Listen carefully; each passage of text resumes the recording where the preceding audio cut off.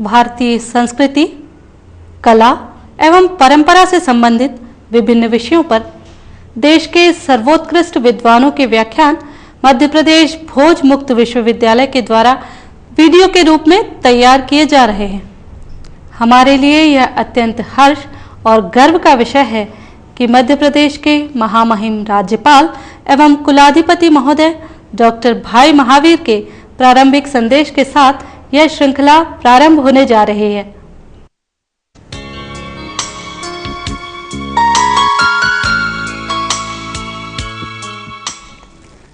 मित्रों, किसी राष्ट्र के जीवंत परिचय के लिए उसकी परंपरा में निहित और विकसित कला व संस्कृति का ज्ञान आवश्यक होता है। भारतीय परंपरा में जो कलाएं विकसित हुईं और साहित्य तथा संस्कृति में पुष्पित रूप में दिखाई दी, उनकी महत्ता एवं समृद्धि विश्व के अध्येताओं से छिपी नहीं रही है। यह चिंता का विषय है कि हमारी कला, संस्कृति और परंपराओं की आधारभूत जानकारियों से भी हमारे ही विद्यार्थी भली प्रकार से परिचित नहीं हो पाते। महाविद्यालयों में अध्ययनरत विद्यार्थियों के लिए आधार पाठ्यक्रम के माध्यम से इस कमी को पूरा करने का विचार अवश्य बना था, परंतु गिने चुने पाठ्यक्रमों के छुटपुट प्रयासों से इन विषयों के साथ न्याय कर पाना संभव नहीं है।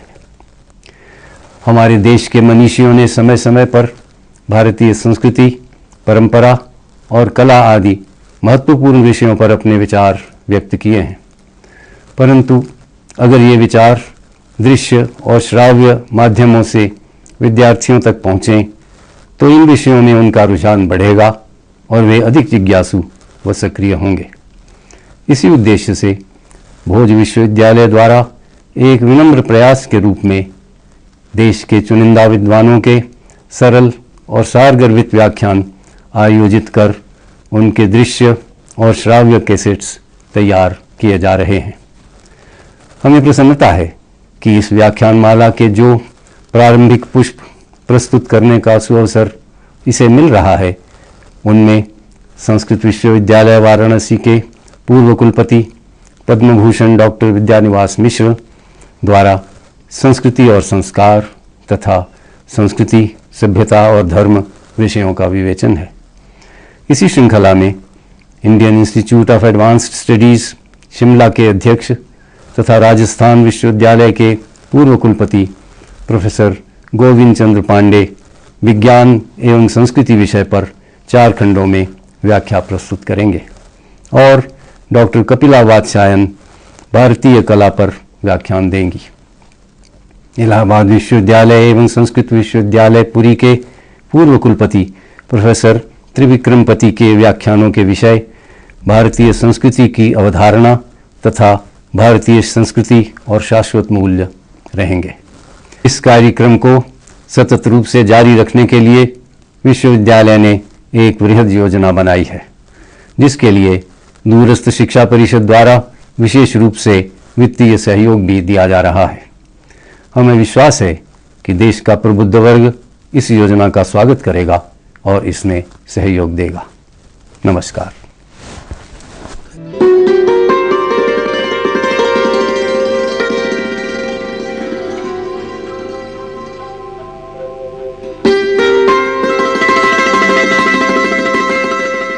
Dharma has been more or less well understood and established. By whom? By our predecessors, ancestors. They worked on the question of dharma. What should be the dharma of an individual? And they studied the question very thoroughly, so much so that when Yaksha asks Yudhishthira, Kaha pantha, what is the path? How should a man live? Yudhishthira says, Tarko pratishtha shrutayasya bhinna naiko munirjasya matam pramanam. Tarko pratishtha, tarka, logic is apratishtha. It is never final.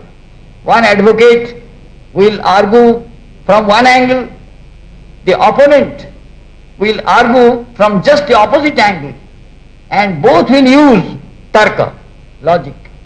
So logic is a very strange kind of instrument. It can be used to establish that this is the night time. It can also be used to establish that this is daytime, because the man will argue in favor of this statement that this is daytime, will say, why are you thinking only about this hemisphere? Go to the USA. Think of USA. It is daytime there. Proved. So you can see logic in the hands of logicians can be very troublesome. Tarka apratishta. Tarko pratishtha shrutayasya bhinnaha. Different shrutis, different traditions have different attitudes. Then Naiko Munir, there is no saint, yasya matam pramanam, whose opinion is final. Believe me, Indian saints never said that a particular opinion of a particular saint is the final opinion. They never said so. You will be happy to know that even Karl Marx did not say so. Even Marx gave in writing, I am not a Marxist. Why did he give that in writing? Because he knew that after him there would come the Marxists, and they would have definite standpoint, and they would say Marx and none other than Marx understood the principles of political economy. And then they would make such fanfare of Marxism that Marx would be turning in his grave. And therefore Marx said, I am not a Marxist, I am not the last word. In the same spirit, our ancient saints had said, there should be freedom of thought, freedom of speech. Vade vade jayate tattvabodha. Tattvabodha is possible only when there are divergent views and there is debate. And this kind of debate used to take place in the Sabha of the great Rajarshi Janaka, and Yajnavalkya used to be invited there. And this kind of debate takes place even nowadays. If you come to Allahabad and attend the Kumbh Mela, you will see that kind of debate. Different schools of thought propound their philosophies, and there is a wonderful exchange of views. That is to say, they want to establish their own standpoints, not that they are going to fight physically for the sake of establishing those standpoints. There is great friendship, there is camaraderie, and there is a feeling of brotherhood among the schools of thought which are of divergent views. So that indeed shows that we did not believe in any last word. Naiko munir yasya matam pramana dharmasya tattvam nihitam guhayam mahajanu ye nagatasya pantha. Dharmasya tattvam, dharma cannot be properly understood without considerable effort. Dharmasya tattvam, dharma tattva is nihitam guhayam. Guha here does not mean a cave like Ajanta Ellora caves. Here guha means it is a gudha tattva, nihitam guhayam. It is a secret which will require great understanding.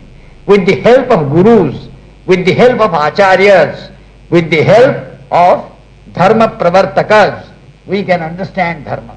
So dharmasya tattvam nihitam guhayam mahajanu ye nagatasya pantha. And when there is a dispute or doubt as to how we should proceed, let us think of our traditions. Mahajana is the commonality of men, common men, men in general. How have they been directed in such circumstances by our saints? What is the principle for the common men and women that has been adopted in the past?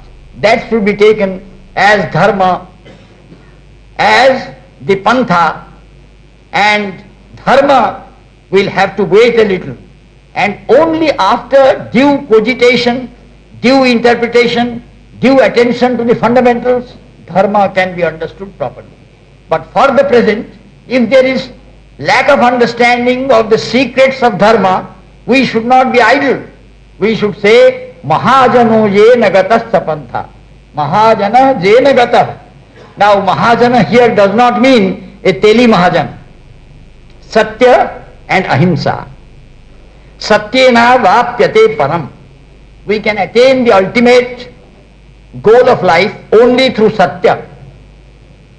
Satyam param dhimahi. Then Satyameva jayate.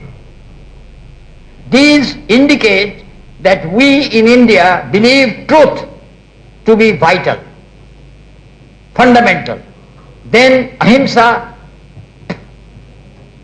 The question has been asked by his pupil of Shankaracharya.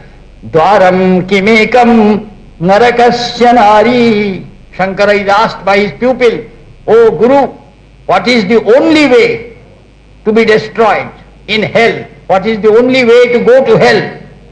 Then Shankaracharya immediately says Nari. But here the word Nari should be properly interpreted.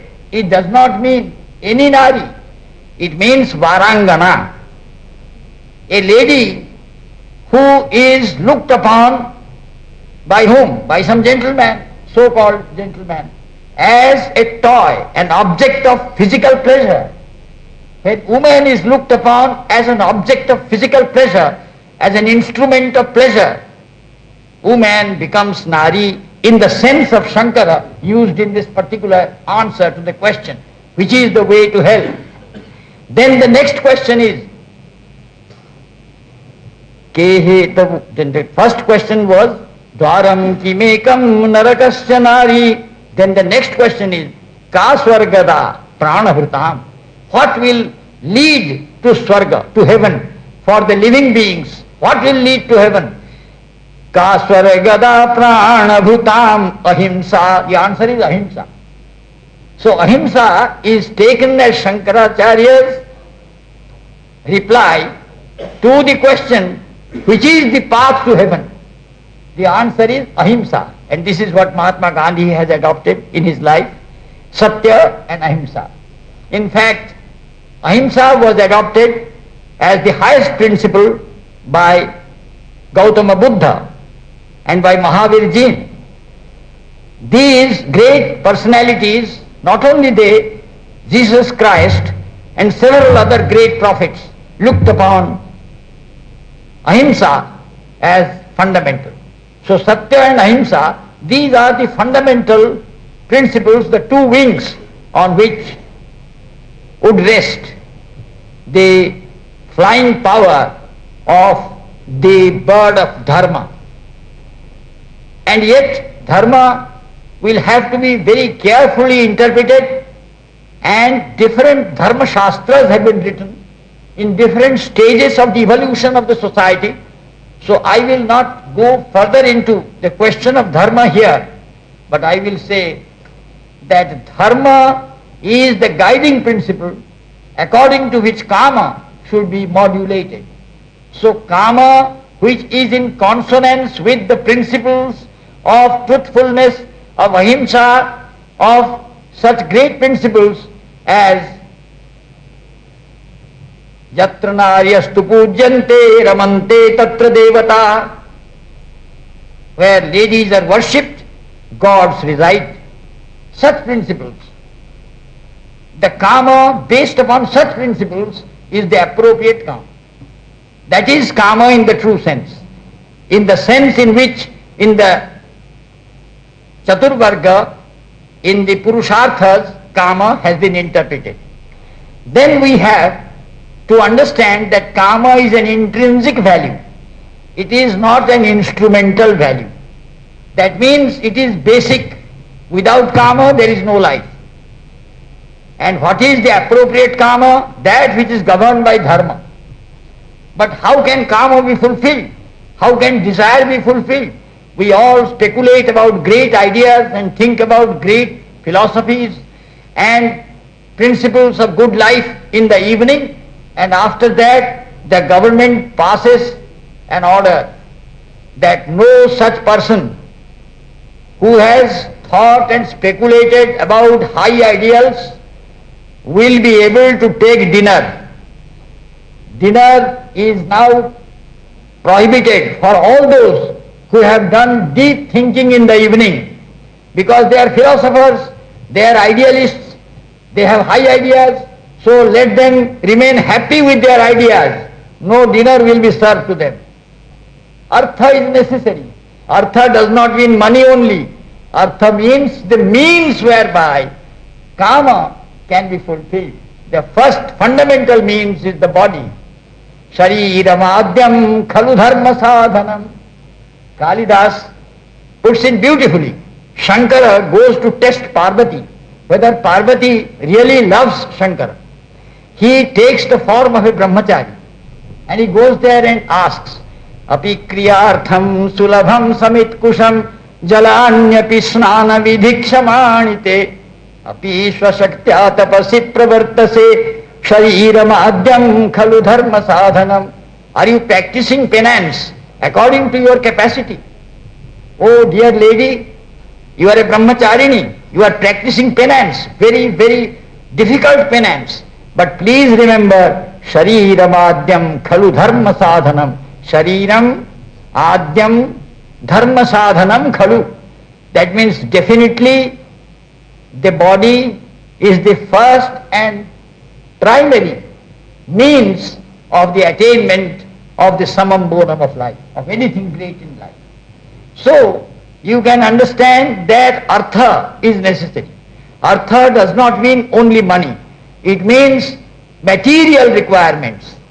Whatever material requirements are required, that will be the sum total to be called artha.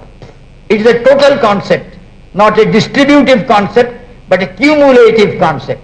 So artha. Artha is not an intrinsic value.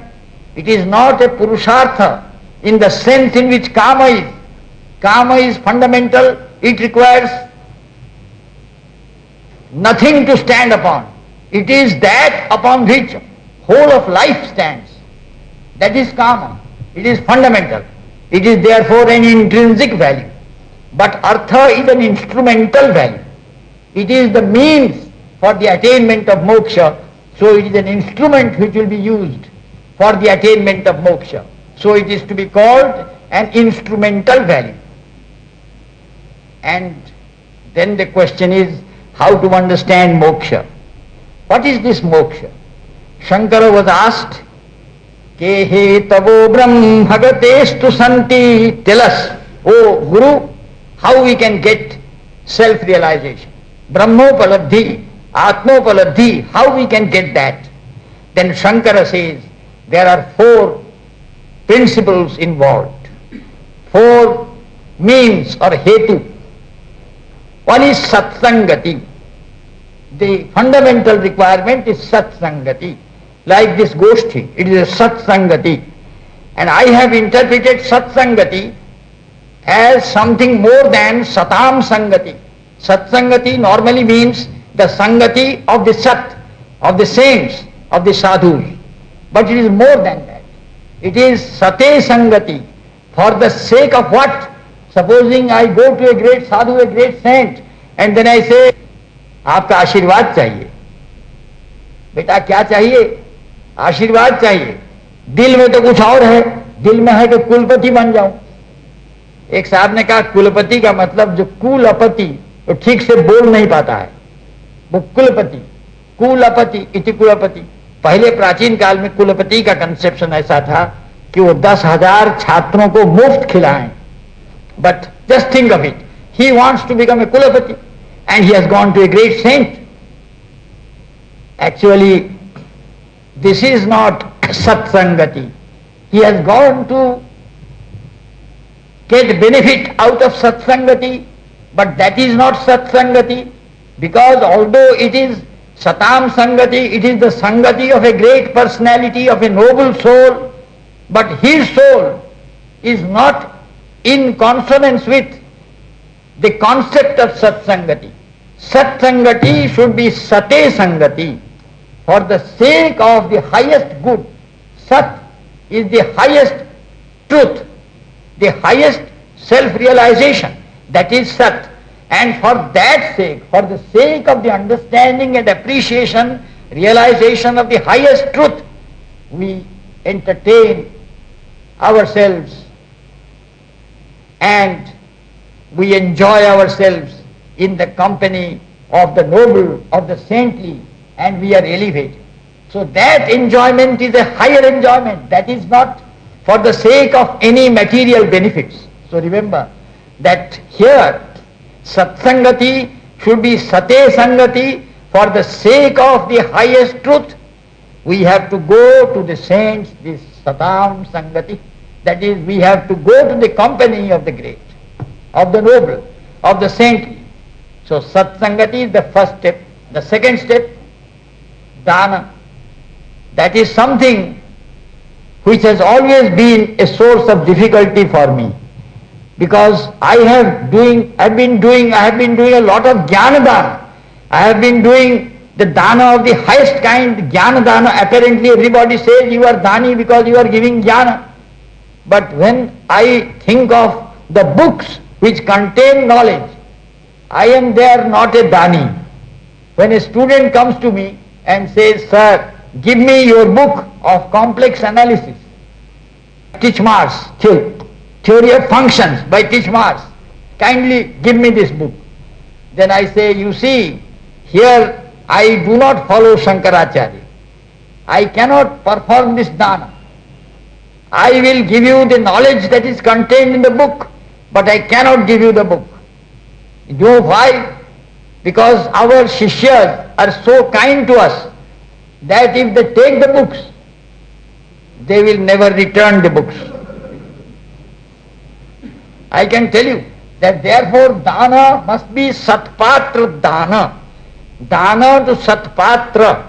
The patra should be appropriate. It cannot be indiscriminate dana. So dana is the second step. Satsangatir dana. Vichara. Vichara is the third. Vichara cannot come unless a person becomes unselfish. You will see that a high court judge, any judge, at any stage when he is a judge, he has to be unselfish. And he can be called Vicharapati, Nyayadhisha, only if he goes beyond his personal self, his personal likes and dislikes. And Vichara is therefore very difficult. It presupposes that the person has been in Satsangati. It presupposes that he is a Dani. Only then he can have correct Vichara, discrimination. Then Vichara means intrinsically the capacity to distinguish between the good and the evil. Shreyascha preyascha manusya metastau samparitya vivinakti dhiraha. Shreya and Preya are two things. Shreya is that which is really good, and Preya is that which is apparently good. I often tell my students, you see, if the teacher gives you solutions of the problems and notes and suggests that certain parts of the text material should be prepared for the examination, it is prayer. You are very happy. You say, Gurudev Jai, Jai Ho. Gurudev ki Jai Ho. Gurudev बहुत अच्छे हैं, क्योंकि कुछ ऐसा उन्होंने वातावरण बनाया है कि इम्तिहान में आसानी से नंबर मिल सकता है. लेकिन वो गुरु सही गुरु नहीं है ना. वो जो प्रेय है वो श्रेय है, वो श्रेय नहीं है. निश्रेयस demands something else. Shreya is that which is genuinely good. If a person studies the subject carefully, without caring for the fruits of his studies, not that he does not care to appear at the examination, but he is not preparing only for the examination, he is preparing to acquire knowledge, then only he attains Shreya. So Shreyascha Preyascha Manusya Metastau Sampaditya Vivinakti Dhiraha. The Dhira is a person who distinguishes between the two. इन दोनों में क्षीर नीर विवेक कर सकते हैं, विवेचना कर सकते हैं कि ये सही में अच्छा है वो आपाततः अच्छा है. Then finally, vichara is followed by santosha. Supposing we have all these, we have enjoyed satsanga, we are dhanis, we are kind-hearted, generous, and then we have power of discrimination, but still we are not satisfied. We are constantly worried, what more can we do, what more should be attained by us, constantly worried so much that we forget that we have already attained such a lot. So in the process of self-evolution, there should not be discontent. In the Western philosophy, discontent is preached, that we should have Socratic discontent. जैसे Socrates हर समय असंतुष्ट रहते थे, अभी तो कुछ भी नहीं जानता हूं, ज्ञानहीन हूं मैं ही जानता हूं कि मैं अज्ञानी हूं. I know that I know not. And then he was constantly dissatisfied. It is better to be a Socrates dissatisfied than a human being satisfied. That kind of a philosophy is there in the West. But Socrates, of course, was a believer in higher values. But still, this kind of discontent is not there in our philosophy. We believe in santosha at all stages, because without santosha, without intrinsic sense of fulfillment, there will be agitation. The mind will be disturbed. The equilibrium of mind cannot be attained. One cannot be a sthita prajna, a sthitadhi. Therefore, there should be santosha at all stages. And Shankara puts it very beautifully, Kehe tavo brahmagatestu santi satsangatirddana vichara tosha. So tosha, santosha is also of very great importance. In the process of the evolution of the personality towards a cultured personality, towards the highest stage of culture, santosha plays a very important role. In fact, nowadays modern philosophies of socialism and communism are very much materialistic, and they do not think in terms of santosha.